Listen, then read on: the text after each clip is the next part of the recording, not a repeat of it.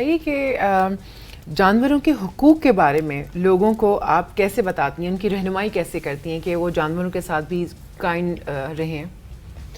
لوگ تو ویسے انسانوں کے ساتھ بھی کائنڈ نہیں رہتے، لیکن جانوروں کے ساتھ کیا رہیں گے، لیکن پھر بھی. اچھا، یہ آپ کا پوائنٹ بہت انٹرسٹنگ ہے، کیونکہ جب میں سوشل میڈیا کا بھی کافی فائدہ اٹھاتی ہوں. میں نے آپ کو ابھی بتایا کہ کافی میرے فالوورز ہیں انسٹاگرام پہ، تو میں کبھی کبھار پوسٹ کر لیتی ہوں یا پھر وہ فنڈ ریزنگ کے لیے کرتی ہوں، اور سب سے پہلے جواب مجھے یہ ملتا ہے کہ پہلے انسانوں کے لیے کریں پھر جانوروں کے لیے کریں. انسان کا کوئی خیال نہیں رکھتا اس طرح کا.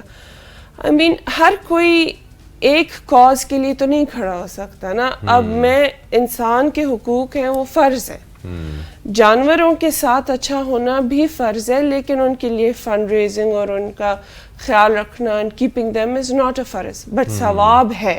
بے شک. تو اگر آپ ایک ثواب کا کام کر رہے ہیں، اس کا یہ مطلب نہیں ہے کہ آپ دوسرا نہیں کر سکتے، یا پھر ایک جو ہے ساری اپنی فوکس ادھر ڈالیں. ٹریٹنگ دیم ود کائنڈنس کم از کم ہم یہ تو کر سکتے ہیں. Violence should be avoided and maltreatment یا انہیں نیچے دیکھنا. بہت سارے لوگ جو ہے کسی گندا ہے دور ہٹائیں، وہ تو پاک جانور ہے، اسپیشلی بلیاں تو سنت میں بھی ہے.